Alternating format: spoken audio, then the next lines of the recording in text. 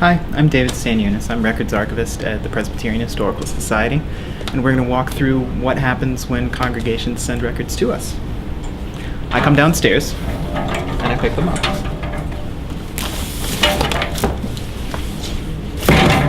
And then we travel upstairs. We're on the second floor of the Presbyterian Historical Society. This is where staff members of technical services work.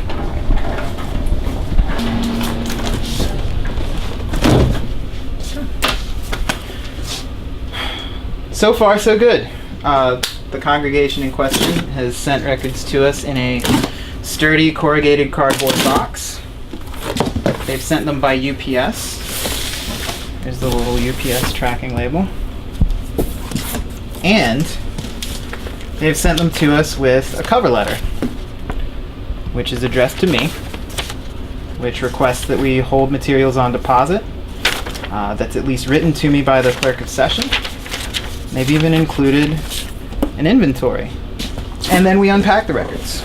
While the plurality of the records that we receive are from churches that in some form don't exist anymore, active congregations also deposit records with us. Records that we hold are still owned by the congregation, and the congregation can request their return at any time with a letter from the clerk of session.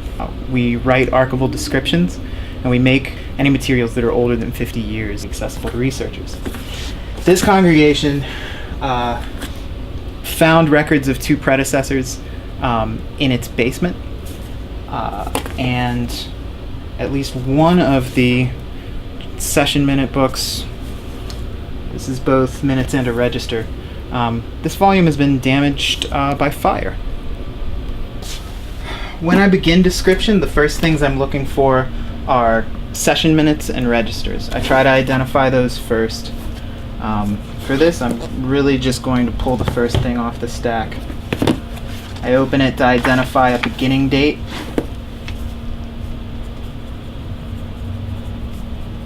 So this is trustees minutes beginning in 1957, and it ends in 1964. So this will be trustees minutes 1957 to 1964. Once I would have all of this identified and have some of the more fragile materials rehoused in a folder, it would be stacked in the box. We turn the box over and we give it a label on the outside, and the end product looks like this. So we have session minutes in front, followed by registers, congregation minutes, trustees minutes, minutes of women's societies, youth organizations, photographs, and then miscellany.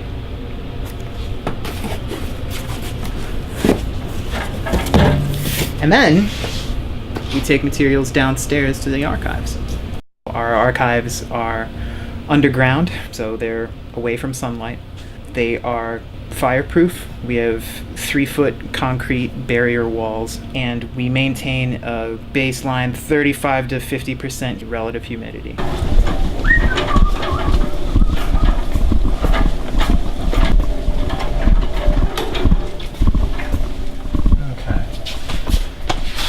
So I've given this a location.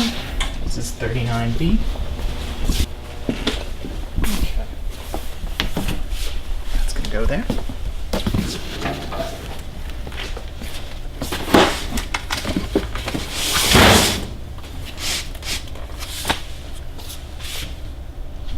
And there we are. That's where your records live. Thanks for joining us.